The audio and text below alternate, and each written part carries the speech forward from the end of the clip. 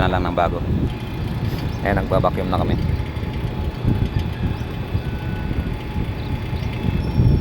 Ayan, gagamitan natin ng fuel rod pagkakarga natin.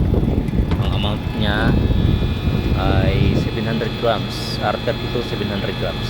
Ayan.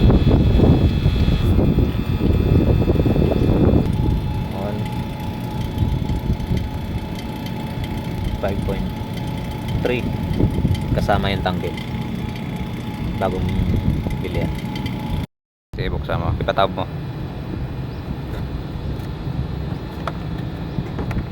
Ayan. Tapos i-parts mo na. Singaw ko muna. Ayan, okay na. 5.3 kasama yung tangke. Sige, 0 muna.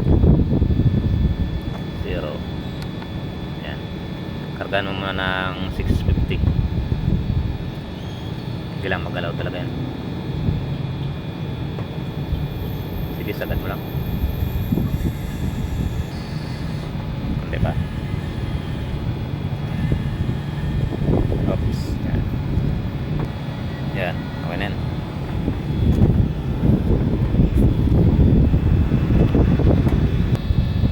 Ayan, nagkarga tayo ng 690. Ayan. Kasi ang nakalagay sa kanya ay 700 grams.